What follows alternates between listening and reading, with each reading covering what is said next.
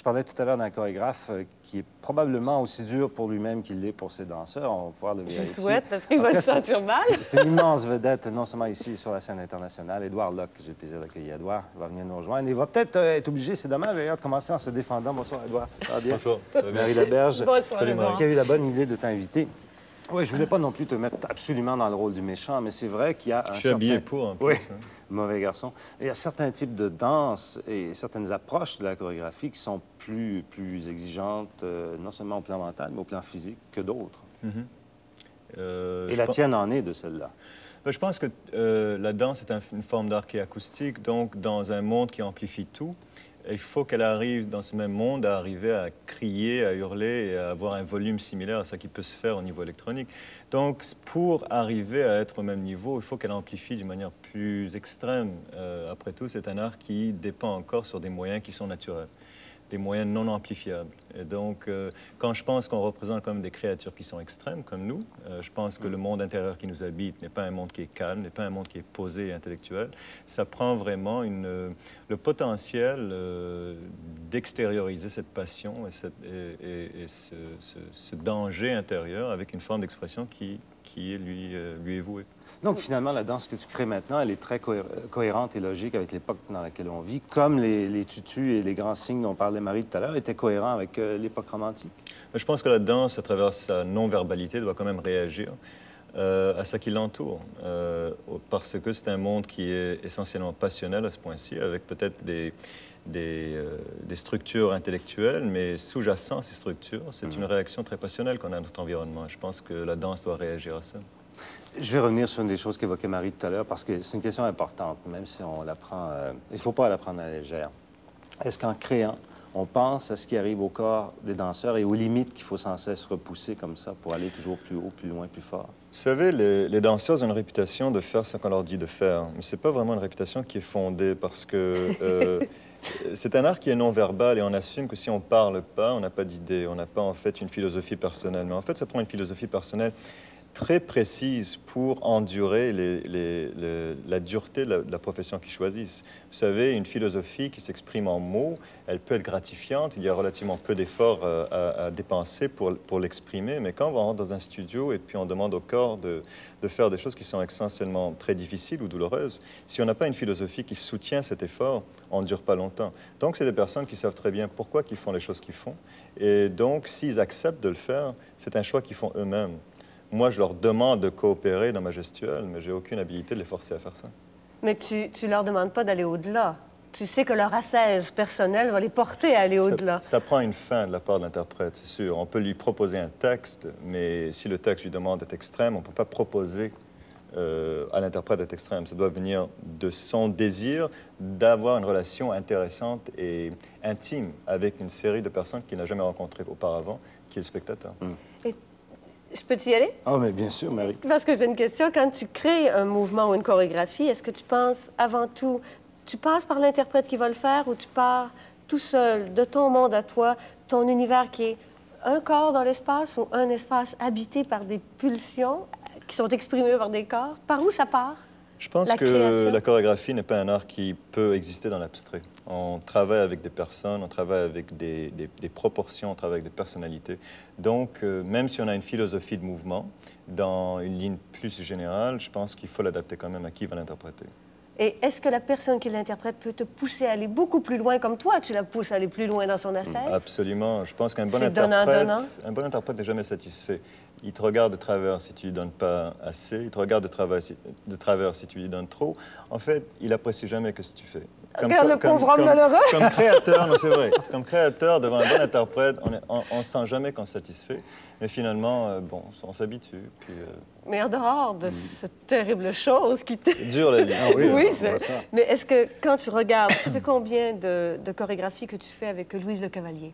Ben, ça fait plutôt en termes d'années qu'on travaille depuis 8 ans maintenant ensemble. C'est ça, oui, ça fait quand même... Ça fait une 8 série sur de 10? pièces. 8 sur 11? Oui, ben non, ma carrière a commencé en 75 avec des compagnies qui n'étaient pas les miennes. OK, Et puis, mais avec ta 80, compagnie, on a commencé la mienne en 80. donc 11 ans.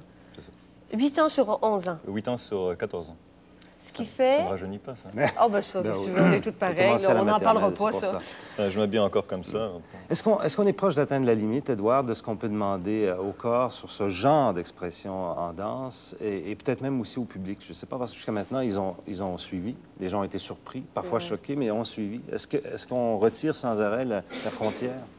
Je pense que le public va suivre si ce qui se trouve sur scène l'intéresse. S'il y a une relation qui stylise ou fait un commentaire sur ce que l'audience vit. Et puis, je pense qu'une des choses qui est particulièrement intéressante, c'est le succès et l'insuccès. Vous savez, en théâtre, il n'y a aucune manière de déguiser un insuccès. Mais c'est une source de tension théâtrale très intéressante parce que, après tout, l'audience qui est rentrée, le spectateur qui est rentré, payer son billet puis voir le spectacle, a eu probablement une série d'insuccès, cette journée-là, ce mois-là, cette année-là. Et donc, de voir que le danseur prend un vrai risque pour arriver à combler une série d'échéances qu'il doit combler, ça rejoint un peu les problèmes que lui, il a aussi. Il n'a pas de porte de sortie. Et le théâtre n'a pas de porte de sortie non plus. Ça revient un peu au boulet dont je parlais tout à l'heure, finalement, Oui. sur lequel il faut s'appuyer en espérant que ça se passe bien. Et ça, c'est beau, finalement, parce que c'est pas terrible d'échouer. C'est quelque chose qui est intéressant aussi. C'est partie de assez la vie. vivant. Il faut pas, c'est Oui. ça, il ne faut pas le C'est nier. vivant. Ça peut être douloureux, évidemment, ça dépend des échecs, mais ça, Oui. c'est autre chose. Oui.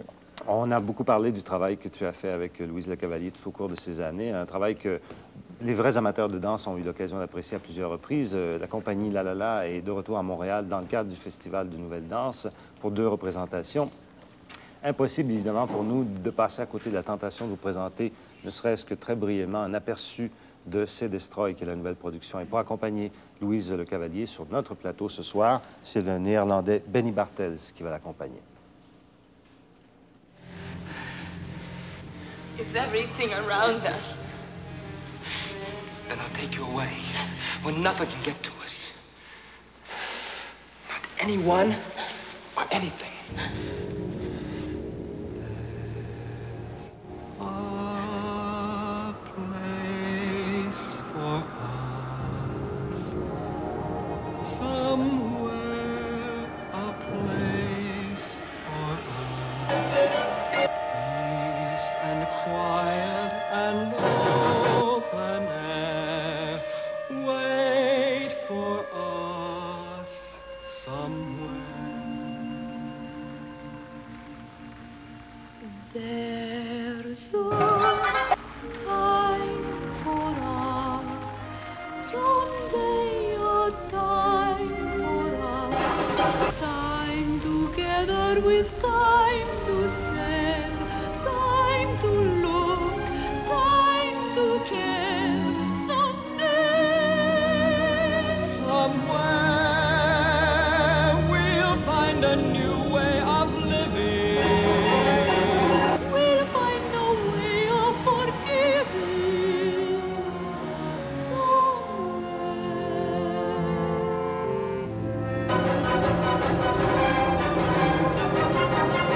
There's a place for us, a time and place for us. Hold my hand and we're halfway there. Hold my hand and I'll take you there. Somehow, someday.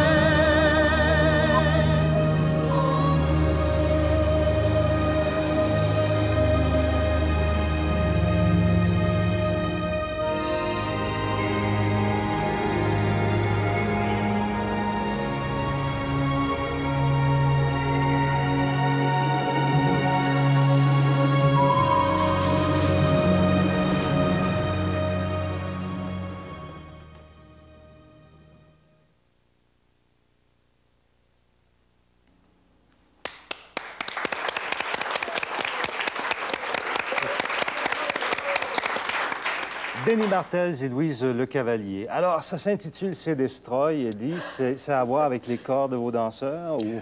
Non, ce qui s'est passé, c'est que le titre officiel, c'est Enfante. Et puis le sous-titre, je l'ai mis à Paris quand j'étais en train de converser avec quelqu'un. Ouais. Puis il m'a dit, ton show, c'est Destroy. J'ai dit, qu'est-ce que tu veux dire? Certain. Et puis il a dit, ben, c'est ça qu'on dit quand ça veut dire une expérience extrême ou quelque chose de... Bon, alors j'ai dit, ah, ben, c'est intéressant. Donc je l'ai Extrême. ajouté comme... Et Parce qu'effectivement, c'est extrême. Pas mal, pas mal. D'ailleurs, Louise Lecavalier va pouvoir venir nous rejoindre et peut-être Elle va nous venir dire ce nous qu'elle en dire. pense. Venez là, Louise. Venez vous asseoir. Je vais poser la question qu'on se posait, nous tous, là. Physiquement, comment vous arrivez à tenir une tournée comme ça que vous venez de faire, par exemple, en Europe et tout ça, sans vous blesser plus souvent? Il y a des légères blessures, mais qui font partie du métier. C'est sûr qu'il faut faire attention à son rythme de vie un peu. On fait attention à ce qu'on mange, à s'entraîner en conséquence. On dort bien. On essaye, mais c'est pas toujours ce qui arrive, mais on essaie, du moins. Est-ce que c'est une obsession qu'on a, nous, par rapport à ça aussi? Comme le disait Édouard tout à l'heure, c'est un peu comme génétique chez les danseurs. Ils sont habitués d'être durs avec leur corps, de travailler comme ça. Donc, on n'a pas à être étonné de votre façon d'aborder ça. Non, mais je pense que même, pas seulement les danseurs sont durs avec leur corps. Je pense que tous les gens qui vivent dans les villes sont assez durs avec leur corps. D'une autre manière, mais je pense pas qu'ils finissent en meilleure santé que nous. Ah.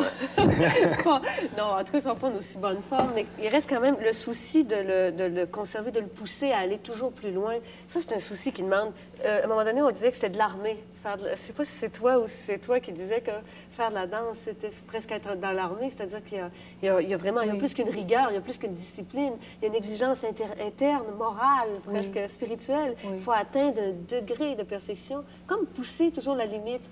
Mais il est fermé, le corps. Il y en a une limite dans le corps. C'est une limite peut-être qu'on s'imagine. C'est ça, hein? Et pour toi, il faut toujours que tu la pousses.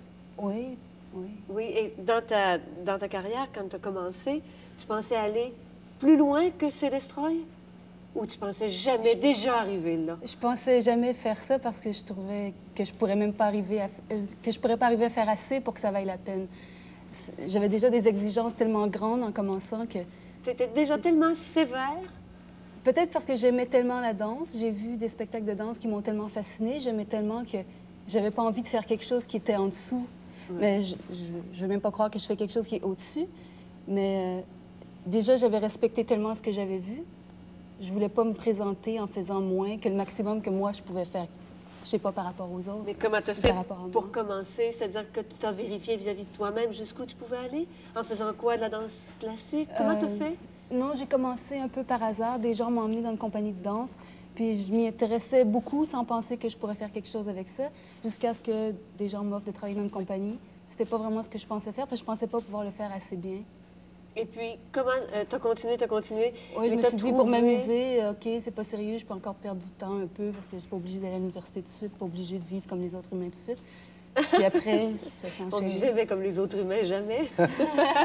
Seulement comme soi. Est-ce que cette forme d'art-là, moi, je sais bien qu'une des choses que je trouve terrible pour une danseuse, c'est que le corps, à un moment donné, ne veut pas suivre. Je me souviens d'un professeur de ballet que j'avais, moi, qui était perclus de rhumatisme, mais il avait même pas 60 ans. Il était arthritique. Son corps, ça prenait 20 minutes le matin à se lever. Je sais que les souffrances sont pour tout le monde, mais quand même. Mais il faisait encore de la danse. Encore. Mais... Comment tu la vois, ta ligne de carrière? Comment tu vois, pas une carrière dans le sens de l'ambition, mais l'ambition interne que tu as, je dirais absolue que tu as? Mais ça n'a rien à voir avec le corps, presque.